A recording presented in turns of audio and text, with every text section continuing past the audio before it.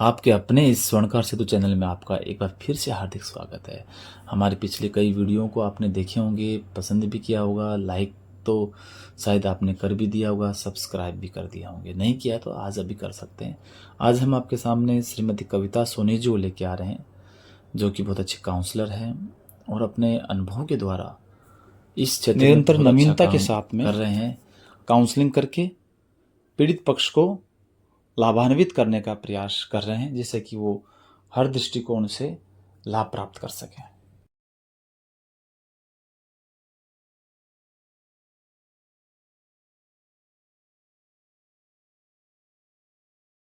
हमारे साथ कविता सोनी जी जुड़े हुए हैं। कविता जी, आपका स्वर्णकार सेतु चैनल में हार्दिक स्वागत है।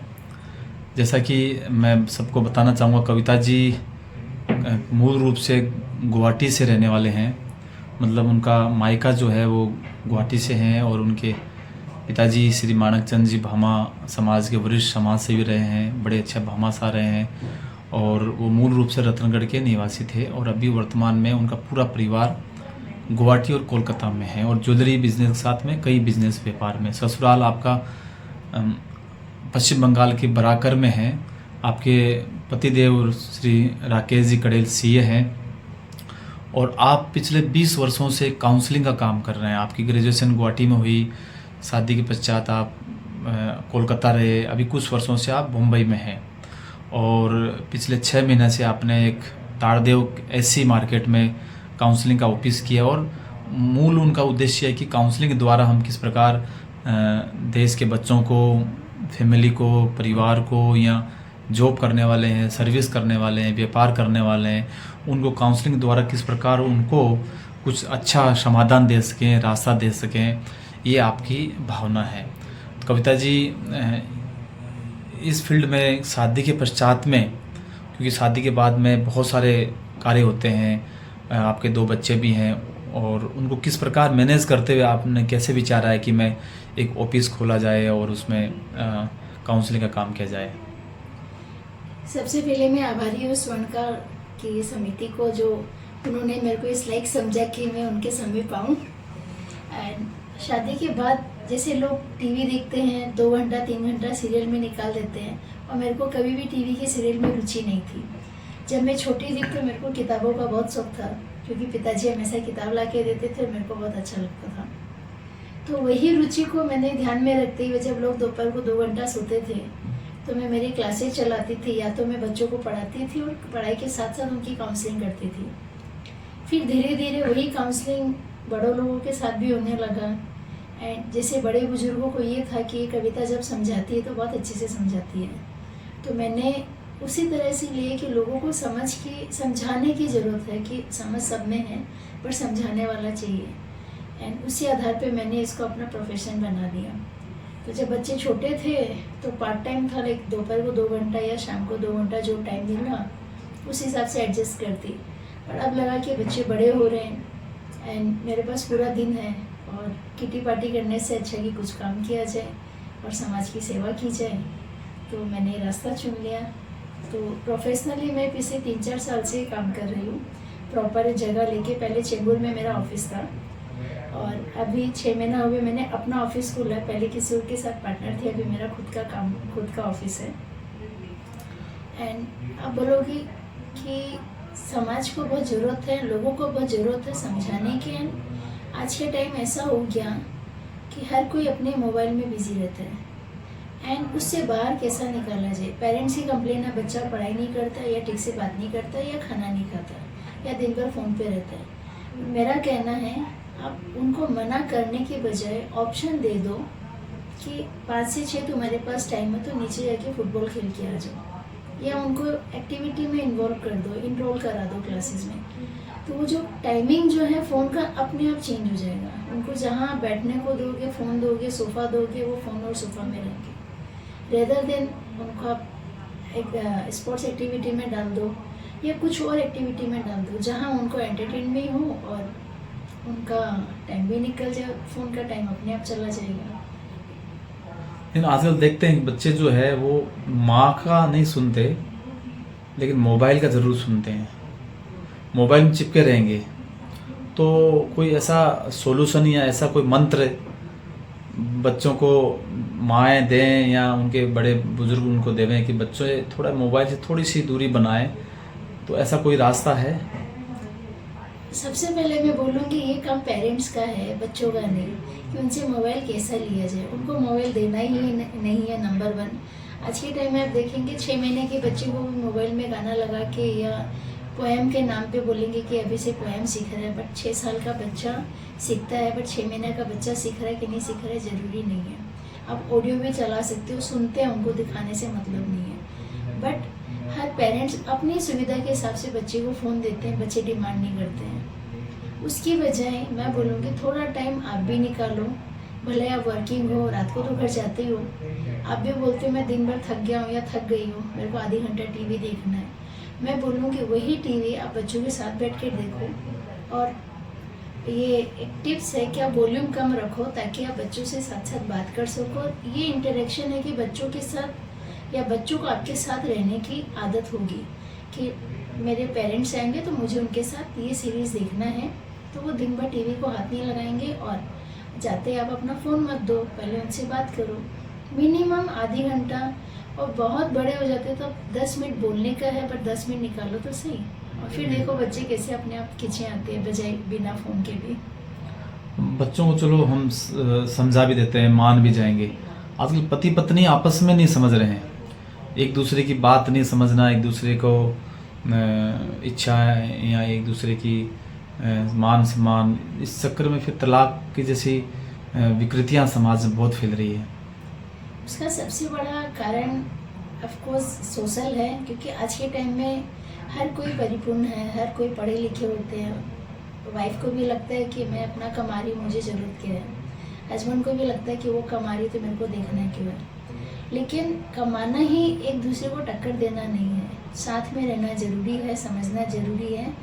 और उसी के कारण लोग समय नहीं देते, क्योंकि उनके अंदर एक अहम है, उसको निकाल कर आप थोड़ा टाइम जैसे बच्चों के लिए निकालते हो, हस्बैंड वाइफ के लिए भी निकालो कि कुछ भी हो जाओ। ये जैसे आप दिन में पूजा करते हो आधी घंटा, रात को हमारी भी बातों की पूजा होनी चाहिए। जो आप मंत्र सुबह देते हो वो एक दूसरे के मंत्र होना चाहिए कि हम दूसरे की बातें सुनने और समझें। कुछ भी नहीं तो नॉर्मल डिस्कशन करो, वहीं से आपका इंटरेक्शन शुरू होता है। अदरवाइज़ अभी बहुत सारे क्लाइंट ऐसे आते हैं जिनको पता ही नहीं कि शादी का मतलब क्या होता है। और वो काम ऑफ कोर्स पेरेंट्स का होता है कि शुरू से उनको बताया जाए शादी मतलब एक दूसरे की जिम्मेदारी होती है। ये नहीं कि मैं कमा रही हूँ तुम कमा रहे हो, मैं मेरा देखूँगी तुम तुम्हारा देखो, वो शादी नहीं होती है। एक दूसरे की जिम्मेदारी समझो तो आपके इमोशनल इंटरेक्शन अपने आप बढ़ जाएंगे। हम देखते हैं कि पहले शादी के बाद थोड़ा दिन तक नहीं जमता था, अब जमने लग गया। लेकिन आजकल 10 साल 15 साल 20 साल के बाद में भी जो पति पत्नी के बीच में जो कलह है वो बहुत बढ़ रहा है। जैसे हम देखते हैं कि समाज में पति यदि बिजनेस में, व्यापार में, सर्विस में गए हैं, बच्चे बड़े हो गए हैं, महिलाएं क्या है कि कुछ ऐसी महिलाएं होती है उनको हार्ड मेहनत भी करते हैं, कुछ महिलाएं क्या मोबाइल में या रील बनाने में या मोबाइल में या दूसरे सोशल एक्टिविटी ज़्यादा रहती है। और घरेलू एक्टिविटीज़ में वो सास ससुर है तो उनको एक बोझ जैसा लगता है, पति ने कुछ काम कह दिया तो उनको बहुत गुस्सा आने लग जाता है, या पति पत्नी में जो आपस में जो ये, और माता सास ससुर के प्रति ये चीज़ें भी बहुत बढ़ रही। तो ऐसा कोई काउंसलिंग में या कोई टिप्स या कुछ समाधान? ये वही कारण है, सबका सोशल इतना बढ़ गया है, सबको लगता है कि मैं मेरे हिसाब से जीवन जीऊँ, मेरी लाइफ है, कोई इंटरफेयर मत करो। मेरी किटी का टाइम है, मेरी सासू माँ को चाय चाहिए क्या नहीं चाहिए मुझे मतलब नहीं है। लेकिन मेरा कहना है सासू माँ ने कब बोला कि बेटा किटी के लिए मत जाओ। सासू माँ बोलती तुम जाओ, मेरा थोड़ा करके पूरा टाइम तुम्हारा है। ये नई बहू या नई जनरेशन को सीखने की बहुत ज़रूरत है कि how to manage the time. आपको दिन में 24 घंटे मिलते हैं, 18 घंटे आपके अपने, 6 घंटा सोने के। 18 घंटे में आप 800 काम कर सकते हो या 1800 कर सकते हो। थोड़ा टाइम मैनेजमेंट करो। और वही मैं जो बोलती हूँ, जो हस्बैंड वाइफ और बच्चों को थोड़ा टाइम देना है। आप 10-10 मिनट करके सबको टाइम दोगे तो 4 घंटा आपको अपने लिए भी मिल जाएंगे। और समय ही सबसे ज़्यादा ज़रूरी है, और समय से ही इमोशनल इंटरेक्शन होता है। सही कहा है, सोशल मीडिया पर तो ज़रूर है लेकिन स्वभाव में सोशल नहीं है।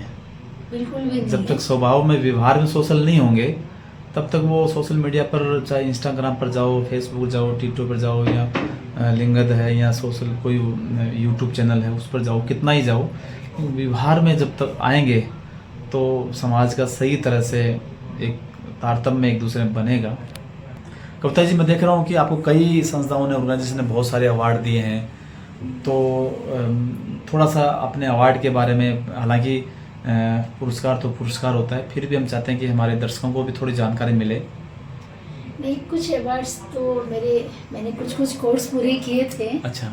और जो कि मुझे पढ़ने का शौक है, तो हर 6 महीने में मैं कोर्स पूरा कर लेती हूँ। जी जी। और शायद आने वाले 1 साल में मुझे एक बड़ा अवार्ड और मिल जाए, अरे तो वाह, मैं उसके लिए भी काम कर रही अग्रिम हूँ। शुभकामनाएं उसके लिए भी। और मुझे बहुत ज़्यादा शौक है कि समाज में या लाइक सोसाइटी में जो भी कुछ इवेंट हो, जैसे मैं क्रिकेट काफ़ी खेलती हूँ, बैडमिंटन खेलती हूँ। अच्छा, तो मैं खुद एक बेस्ट बॉलर हूँ मेरी टीम की। क्या बात है। तो वो सबसे छोटे तो जो वो भी समय कब मिलता आपको खेलने के लिए? वो समय निकालना पड़ता है। वही मैं Yes, बोलती हूँ, yes. सब कुछ कर सकते हो, आपको समय निकालना पड़ेगा। Yes, सही 18 बात। घंटे कम नहीं होते हैं। सही। और मेरा कहना है 6 घंटा सोने के लिए बहुत होते हैं। नेहरू जी तो 2 ही घंटा सोते थे। हम्म। तो और वो लाइक स्पोर्ट्स बहुत इम्पोर्टेंट है। प्लस मैं कविता भी काफ़ी लिखती हूँ, तो जहाँ मुझे मौका मिलता है कि कंपटीशन है, मैं पार्ट कर लेती हूँ। आधे घंटा से मेरे को तैयारी के लिए चाहिए, एक दिन में इससे ज़्यादा कुछ नहीं चाहिए। कविता जी, आपका नाम भी और कविता भी लिखते हैं। सो मैं मेरे नाम पे भी काम करती हूँ। क्या बात है, बहुत बढ़िया। तो किस तरह की कविताएं आप लिखते हैं? वो एक्चुअली वो अंदर से भावना आती है, जैसा माहौल, जैसा मन, वैसी उस लिखी हिसाब जाती से है। कुछ एक दो गुनगुनाना चाहेंगे? आप हम चाहेंगे आपके मुख से ही, मतलब कुछ कविता पाठ हो जाए। तो मैंने ही लिखी थी, बोली ना, जैसा मन होता वैसी लिखी जाती। तो जी। अभी सामने यही आ रही है, तो 4 लाइन सुना देती हूँ। जी। ना छेड़ दुखती रगों को, ना छेड़ दुखती रगों को, शब्द ना निकाल पाएंगे। दिल में है दर्द इतना कि आंसू बाहर आएंगे। क्या दिल बात। में है दर्द इतना कि आंसू बाहर आएंगे। बहुत मुश्किल से संजोया है मैंने अपने आप को, बहुत मुश्किल से संजोया है मैंने अपने आप को, कि अब की टूट गए तो फिर वापस कभी ना संभाल पाएंगे। क्या बात, बहुत सुंदर। तो ये तो जब कुछ- मेरे पिताजी जी, का जी। मेरे पिताजी का जन्मदिन था 1 तारीख को, मेरे बेटा के भी था। जी जी। उन्हीं की याद में ये कविता बन गई, क्योंकि उस समय बहुत- माहौल और जी जी। मूड वही था। तो कुछ पुस्तक का भी विचार आया है कि संकलन ऐसा? नहीं, मुझे ज़्यादा नहीं, 3-4 किताबें लिखनी, एक मैंने स्टार्ट करके रखी है। अच्छा वो अच्छा, भी मेरे अपने पिताजी के ऊपर। बहुत तो बढ़िया। मुझे लगा कि उनके जीवन से ही लिखा जाए। मैंने जहाँ तक सीखा उनसे बहुत कुछ सीखा है। जी। वो ऐसे इंसान थे कि बिना कुछ बोले भी सिखा देते थे, और मैंने आज तक बिना कुछ सिखाए ही सीखी हूँ, क्योंकि जी। उन्होंने वैसे ही सिखाया है। जी जी, बहुत तो बढ़िया। उनकी किताब अभी आधी हुई है, आधी और बाकी क्या है। बात है, बहुत बढ़िया। पूरी होने के लिए आपको बहुत सारी शुभकामनाएं। आप, जैसा कि आपसे चर्चा हुई, आपने बताया कि काउंसलिंग के रूप में आप ऑनलाइन भी सेवा देते हैं किसी को, मतलब क्योंकि फॉरेन में भी काफ़ी आपके क्लाइंट है जो आपको कॉल के द्वारा या सोशल मीडिया द्वारा संपर्क रखते हैं। और समाज को क्या संदेश देना चाहेंगे? मतलब सबसे बड़ा संदेश समाज के लिए कि मिल के चलो तो बहुत अच्छा। एक उंगली होती है, और 5 मिल जाती तो मुट्ठी हो जाती है। सही।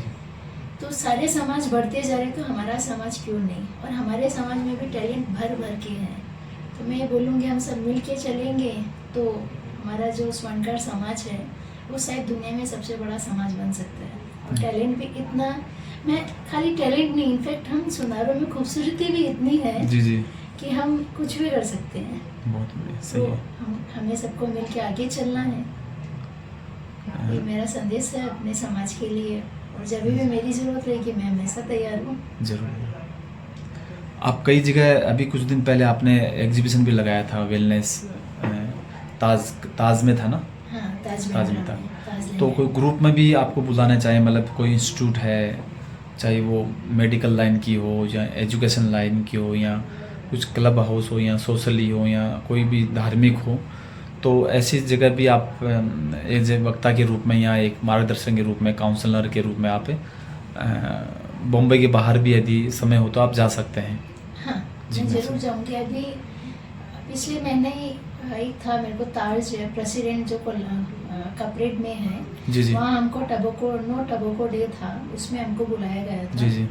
एंड हम वहाँ थे कि उनको बताने के लिए कि टबोको क्यों नहीं लेना चाहिए, मतलब तंबाकू का सेवन से क्या होता है एंड कैसे छोड़ा जा सकता है। तो मैंने छोटी छोटी टिप्स उनको दी कि छोटी छोटी टिप्स से आप आराम से छोड़ सकते हो, उससे आपका परिवार बच जाएगा। आप सिर्फ अपने लिए देखते हो, अपना परिवार नहीं सोचते हो। अभी पिछले महीने 10 तारीख को, यही महीने 10 तारीख को ताज लैंड एंड में जो बांद्रा में ताज है, वहाँ हमारा एक बड़ा वेलनेस का सेमिनार था, एग्जीबिशन था। वहाँ भी हमने स्टॉल लिया और काफ़ी अच्छा रिस्पॉन्स आया।